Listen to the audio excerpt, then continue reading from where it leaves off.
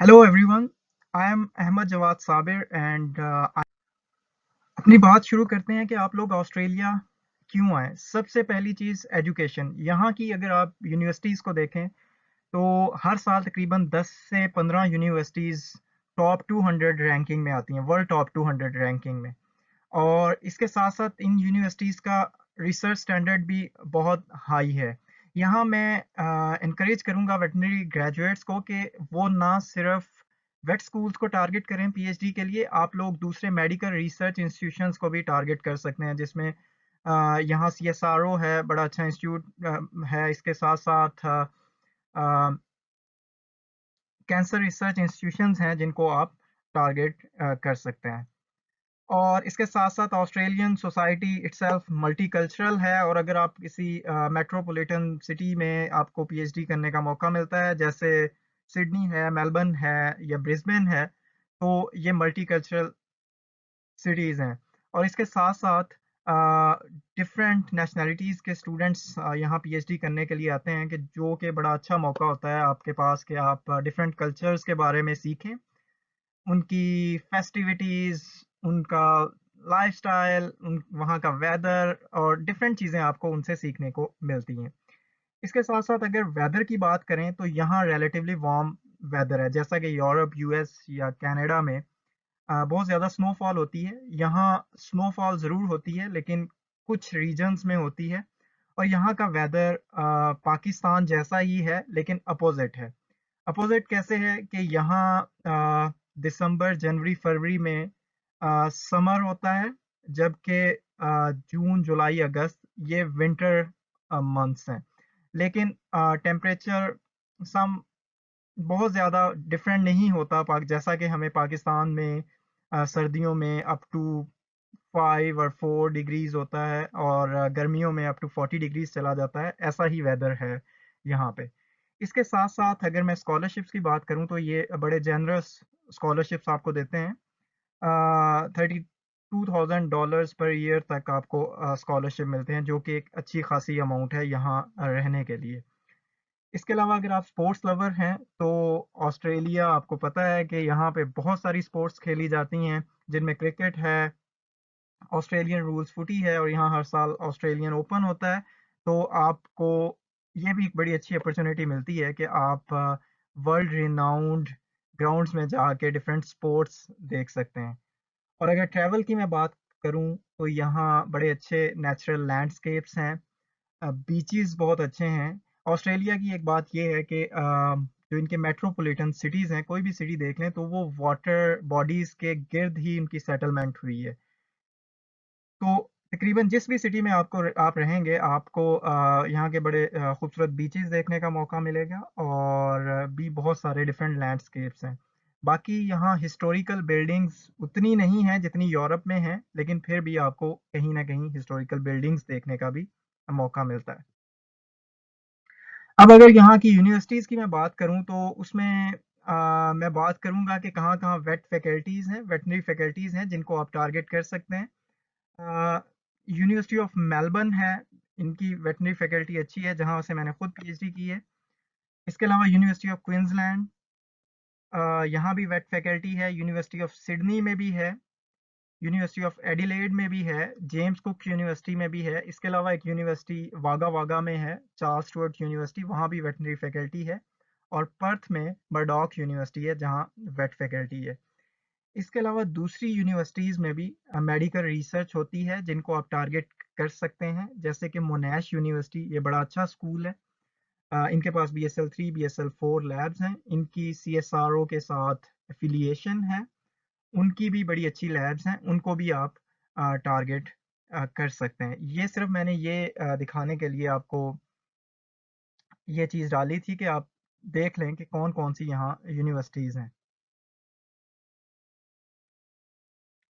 इसके अलावा अगर मैं पीएचडी की बात करूं तो यहाँ पीएचडी प्योर रिसर्च बेस्ड होती है। From the very first day आपका फोकस होगा आपके अपने रिसर्च प्रोजेक्ट पे, और यहाँ कोई कोर्स वर्क नहीं होता, लेकिन ऑप्शनल ज़रूर होता है कि अगर आपके सुपरवाइज़र समझें कि आपको स्टैट्स पढ़ना पढ़ने की ज़रूरत है, या कोई ऐसा कोर्स ले लें जो आपकी रिसर्च में हेल्पफुल होगा, तो वो आप लोगों को रेफ़र कर देंगे, वो आपको बताएँगे कि आप ये वाले कोर्स में एनरोल कर लें। और हो सकता है कि आपको उसका एग्ज़ाम देना पड़े। समटाइम्स ऐसा होता है कि आप सिर्फ़ क्लासेस ले रहे होते हैं, आपको एग्ज़ाम नहीं देना पड़ता। तो ये भी ऑप्शन है। इसके अलावा रिसर्च के साथ-साथ यहाँ बहुत सारी अपॉर्च्युनिटीज़, बहुत सारी वर्कशॉप्स होती हैं फ्री ऑफ कॉस्ट, जिनमें आपको डिफरेंट चीज़ें सीखने का मौका मिलता है। जैसा कि बायोइन्फॉर्मेटिक्स की बहुत सारी वर्कशॉप्स यहाँ पे होती हैं। इसके अलावा आपको literature review, how to write a research paper, और भी इस तरह की ऐसी वर्कशॉप्स होती हैं जिनमें आप अपनी एकेडमिक राइटिंग या प्रेजेंटेशन स्किल्स को इम्प्रूव कर सकते हैं, जो कि एक बड़ा प्लस होता है। अब बात करते हैं कि जब आप यहाँ पीएचडी करने के लिए आते हैं, आपको कुछ मंथ्स दिए जाते हैं, 3 टू 6 मंथ, जिसे यहाँ हम लोग हनीमून पीरियड भी कहते हैं। तो इसमें आप क्या करते हैं कि आपको टारगेट दिया जाता है कि आपने लिटरेचर रिव्यू करना है, जितना हो सके। 2 तरह से यहाँ सुपरवाइज़र्स हैंडल करते हैं स्टूडेंट्स को। कुछ ऐसे प्रोजेक्ट्स होते हैं जो कि स्ट्रीमलाइन्ड होते हैं, जिनमें सुपरवाइज़र को पता होता है कि हमने इस प्रोजेक्ट में ये चीज़ें अचीव करनी है। लेकिन समटाइम्स ऐसा होता है कि प्रोजेक्ट स्ट्रीमलाइन नहीं होते। प्रोजेक्ट का आइडिया ज़रूर होता है सुपरवाइज़र के ज़हन में, लेकिन कुछ एक्सपेरिमेंट्स बाद में based on your previous results, like कि पिछली स्टडी के जो रिजल्ट्स आए हैं, उसकी बेस पे आप कुछ और हाइपोथेसाइज़ कर सकते हैं कि अच्छा, हम इसमें ये काम करके ये चीज़ भी देख सकते हैं। यानी इसमें मेनली आपने लिटरेचर रिव्यू में क्या करना होता है कि आपको आपका टॉपिक पता होता है, आपने बैठ के रिसर्च गैप्स ढूँढने और उनको फिर टारगेट करना है। तो ये जब आपका हो जाता है, तो फिर आप अगले 2 से 2.5 साल तकरीबन आप लैब में स्पेंड करते हैं, डिफरेंट एक्सपेरिमेंट्स करते हुए, डाटा एनालाइज़ करते हुए। और यहाँ ड्यूरेशन पीएचडी का 3 टू 4 इयर्स है। और जो स्कॉलरशिप्स यहाँ मोस्टली मिलते हैं, वो साढ़े 3 साल के मिलते हैं। और पीएचडी मोस्टली लोग रफली 4 साल में ही कंप्लीट करते हैं, साढ़े 3 से 4 साल में। एक और चीज़ यहाँ के बारे में मैं आपको बता दूं कि यहाँ कोई थीसिस डिफेंस इटसेल्फ नहीं होता, लेकिन पीएचडी कंप्लीशन सेमिनार ज़रूर होता है, जिसे हम पीएचडी ऑरेशन भी कहते हैं। लेकिन आपका थीसिस एवेल्युएशन के लिए, एक्सटर्नल एवेल्युएशन के लिए जाता है, जो कि आपके ड्यूरेशन में एक और चीज़ ऐड हो जाती है, मतलब 3 से 4 महीने और ऐड हो जाते हैं। तो ये पीएचडी स्ट्रक्चर है यहाँ पे। यहाँ पे पीएचडी कंप्लीशन के लिए इटसेल्फ कोई ऐसे रिक्वायरमेंट नहीं है कि आप लोगों ने 2 या 3 आपकी पब्लिकेशंस होनी चाहिए, ऐसा नहीं है। पीएचडी थीसिस ही इटसेल्फ, इससे ही, थीसिस से ही आपकी पीएचडी कंप्लीट हो जाती है। लेकिन अगर आप अच्छे स्टूडेंट हैं, आप हार्ड वर्क करते हैं, तो आप 3 से 4 पब्लिकेशंस आपकी ईज़िली अपने थीसिस से हो सकती हैं। और साथ में अगर आपकी कोई कोलैबोरेशन है अपने लैब मेट्स के साथ, तो वहाँ से भी आपकी कोई 2-3 पब्लिकेशंस हो सकती हैं। यानी आप प्रोडक्टिव 3 से 4 साल यहाँ स्पेंड कर सकते हैं। और एक और चीज़ है कि यहाँ पीएचडी करने के लिए आपको एटलीस्ट 3 से 4 एक्सपेरिमेंट्स करने होते हैं। मतलब आपके 3 से 4 रिसर्च चैप्टर होने चाहिए, तो फिर उसे पीएचडी माना जाता है। क्योंकि यहाँ आपको एनफ टाइम प्रोवाइड किया जाता है रिसर्च करने के लिए, इसलिए एक्सपेक्टेशंस भी उसी हवाले से काफ़ी ज़्यादा होती हैं। अब बात करते हैं कि कौन-कौन से स्कॉलरशिप्स यहाँ हैं जिन पे आप अप्लाई कर सकते हैं। तो सबसे पहले मैं बात करूँगा, ऑस्ट्रेलियन यूनिवर्सिटीज़ के अपने स्कॉलरशिप्स हैं। और ज़्यादातर स्टूडेंट, 90% स्टूडेंट्स जिनको मैं जानता हूँ, वो इन्हीं स्कॉलरशिप्स पे आते हैं। ये स्कॉलरशिप्स कॉम्पिटिटिव ज़रूर हैं, लेकिन नंबर ऑफ स्कॉलरशिप्स ज़्यादा हैं। इसलिए अगर आप वाक़या ही सीरियस हैं ऑस्ट्रेलिया आने के लिए, तो आई वुड स्ट्रांगली सजेस्ट कि आप लोग इस चीज़ को टारगेट करें कि आपने यूनिवर्सिटी का अपना स्कॉलरशिप विन करना है, जो कि मोस्ट ऑफ द केसेस में आपको मिल जाता है अगर आपके ग्रेड्स अच्छे हैं। इसमें मैं आपको बता दूं कि अगर आपके ग्रेड्स, जैसा कि आपकी सीजीपीए अच्छी है, मतलब आपकी परसेंटेज अच्छी है, 80% तक आपके मार्क्स हैं अंडर ग्रेड में, या अंडर ग्रेड मास्टर्स की एवरेज आपकी 80% तक है, और आपकी कोई एक या दो रिसर्च पब्लिकेशंस हैं तो वो और ज़्यादा अच्छा हो जाता है। और अगर इसके साथ कोई रिसर्च का या आपका टीचिंग का एक्सपीरियंस हो तो वो भी एक प्लस है। और अगर आपकी डिस्टिंक्शन हो क्लास में तो उस वो भी एक प्लस होता है, वो भी काफ़ी सपोर्टिव होता है आपकी स्कॉलरशिप एप्लीकेशन में। ये मेन स्कॉलरशिप्स हैं जिन्हें जो डिफरेंट जिनके हर यूनिवर्सिटी में एक डिफरेंट नेम है, जैसे कि मेलबर्न यूनिवर्सिटी में उसका नाम मेलबर्न रिसर्च स्कॉलरशिप है।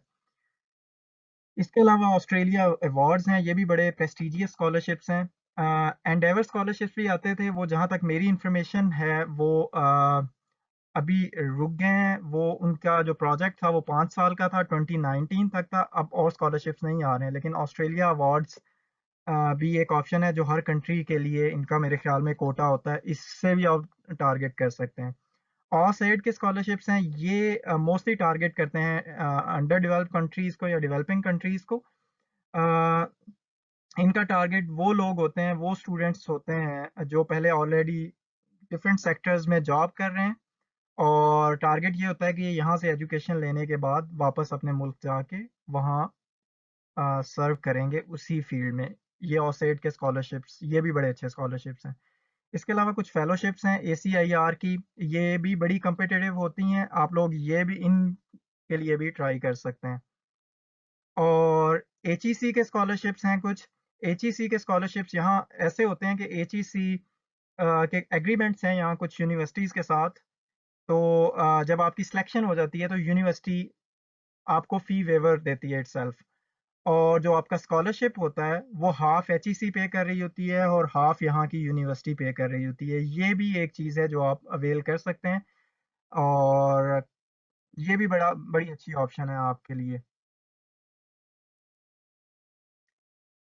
अब बात कर लेते हैं कि आप लोग कैसे अप्लाई करें। यहाँ मतलब डिपेंड करता है कि आप किस स्कॉलरशिप के लिए अप्लाई कर रहे हैं, लेकिन मैं उस स्कॉलरशिप की बात करूंगा जिसकी मुझे ज़्यादा इन्फॉर्मेशन है और जिस पे मैं खुद आया था। वो स्कॉलरशिप ऐसे होते हैं कि जब आप सोच रहे होते हैं कि मैंने अप्लाई करना है, तो आप सबसे पहले किसी सुपरवाइजर से कांटेक्ट करते हैं ईमेल के ज़रिए।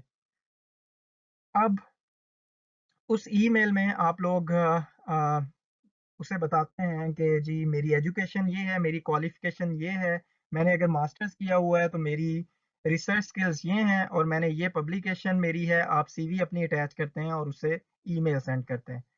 आप इस ईमेल के हवाले से मैं आपको बता दूं कि आप लोग ख्याल करें कि जब भी आप कोई ऐसी ईमेल लिखते हैं तो उसमें आप चेक कर लें कि वो ग्रामरली करेक्ट है, उसकी ग्रामर ठीक है, और कोई ग्रामर की या दूसरी गलती नहीं। इसी तरह आप अपनी सीवी में भी कोशिश करें कि 1, 2, 3 दफ़ा लाज़मी चेक करें कि इसमें कोई ग्रामर की मिस्टेक्स नहीं है।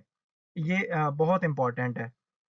तो एक और भी जो अहम बात है, आप ये ना करें कि आप एक ही स्कूल में, एक ही वेट स्कूल है तो उसमें 5-6 बंदों को एक दफ़ा ईमेल कर दें, ये भी बुरा होता है, क्योंकि ये सारे लोग एक दूसरे से कनेक्टेड होते हैं, एक दूसरे से डिस्कस करते हैं कि जी कि स्टूडेंट्स के बारे में, और पता होता है किसको कि कौन पीएचडी स्टूडेंट लेना चाह रहा है। तो आप लोग केयरफुली ईमेल्स करें कि एक ही जगह पे बहुत सारे लोगों को ईमेल ना कर दें। अच्छा जी, आप जब ईमेल करते हैं तो सुपरवाइजर्स मोस्टली रिस्पॉन्ड करते हैं। अगर आपने उस उन्होंने आपको नहीं भी रखना तो फिर भी आपको वो ईमेल कर देंगे कि मेरे पास स्पेस नहीं है, या मैं किसी और से पूछूंगा। कुछ ना कुछ आपको रिप्लाई ज़रूर करेंगे, आप अगर उनकी आपकी ईमेल उन्हें क्लिक कर गई है। अगर आपकी ईमेल उन्हें क्लिक कर जाए तो वो आपको इंटरव्यू के लिए भी कह सकते हैं, और इंटरव्यू बड़ा ही इनफॉर्मल सा होता है। मतलब उसमें वो आपसे डिफरेंट चीज़ें डिस्कस कर सकते हैं। मेनली अगर आपने मास्टर्स किया हुआ है और कोई रिसर्च की हुई है तो उसमें वो आपसे यही पूछेंगे कि आपने जो रिसर्च की है ये कैसे की है। मसलन अगर आप कुछ कह रहे हैं कि मैंने, अगर मैं वेटनरी ग्रेजुएट्स की बात करूं तो मसलन अगर आपने एनडी पे या एवियन इन्फ्लुएंजा पे रिसर्च की हुई है तो वो आपसे पूछ सकते हैं कि आपने कैसे डिटेक्ट किया था, कौन से प्राइमर्स यूज़ किए थे, आपने कौन सी स्ट्रेन टारगेट की थी, या पाकिस्तान में कौन कौन सी वैक्सीन्स अवेलेबल हैं। कोई इस तरह की बहुत जनरल सी बात होगी, और वो आपसे पूछ सकते हैं कि आप पीएचडी क्यों करना चाहते हैं, क्यों आना चाहते हैं ऑस्ट्रेलिया। इस तरह की बातें होंगी, और अगर आपका इंटरव्यू अच्छा हो जाता है तो वो आपको एक ईमेल सेंड करेंगे जिसे हम कहते हैं कि एक्सेप्टेंस। अब इस एक्सेप्टेंस की बेस पे आप एडमिशन के लिए अप्लाई कर सकते हैं। और जब आप एडमिशन के लिए यहाँ अप्लाई करते हैं तो उसके साथ ही स्कॉलरशिप की भी ऑप्शन होती है। ऑटोमेटिकली यहाँ के लोग पीएचडी एप्लीकेशन को स्कॉलरशिप के लिए भी कंसीडर करते हैं। और मोस्टली केसेस में जब आपका एडमिशन हो जाता है तो आपको स्कॉलरशिप भी मिल जाता है। लेकिन मोर रिसेंटली कुछ ऐसे स्टूडेंट्स हैं जिनका एडमिशन ज़रूर हुआ है लेकिन स्कॉलरशिप नहीं हुआ। तो आप इस केस में क्या कर सकते हैं कि आप अपना एडमिशन रेफर कर सकते हैं कि मैं इस सेमेस्टर में नहीं, मैं अगले सेमेस्टर में आ जाऊंगा, आप मुझे अगले राउंड के लिए कंसीडर कर लें स्कॉलरशिप के लिए। तो ये भी हो जाता है। और एक और चीज़ बता दूं कि जैसे मेलबर्न यूनिवर्सिटी है यहाँ, हर साल मई और अक्टूबर में 2 राउंड्स होते हैं स्कॉलरशिप के एप्लीकेशंस के लिए। तो आप वो चीज़ भी अपने जहन में रखें। तो ये था कि आप यहाँ कैसे स्कॉलरशिप पे आ सकते हैं। तो इसी के साथ मैं आप सब लोगों को जो कि आना चाहते हैं यहाँ, I wish them all the best. और ये मैंने एक तस्वीर यहाँ ऐड की है आप लोगों को दिखाने के लिए कि यहाँ जब आप आते हैं तो आउट ऑफ मेट्रोपॉलिटन एरियाज आपको ये वाले साइंस बहुत ज़्यादा देखने को मिलते हैं कि नेक्स्ट 10 किलोमीटर्स कैंगरूज।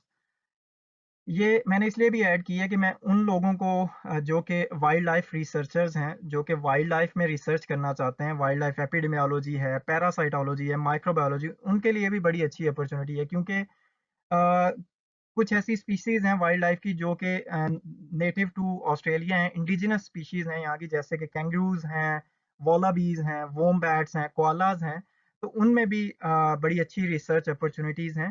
तो आप लोग वाइल्ड लाइफ रिसर्च को भी टारगेट कर सकते हैं। खासकर अगर आप जुआलोजिस्ट भी हैं तो भी आप लोगों के लिए वाइल्ड लाइफ इकोलॉजी में बड़ी अपॉर्चुनिटीज़ हैं, आप लोग उन चीज़ों को भी टारगेट कर सकते हैं। तो इसी के साथ मैं once again I wish all of you best of luck. और अगर आपका कोई भी क्वेश्चन है तो वो आप अपने कमेंट सेक्शन में आप दे सकते हैं। और साथ ही साथ ये जो चैनल है इसे भी ज़रूर सब्सक्राइब करें। अल्लाह हाफिज़।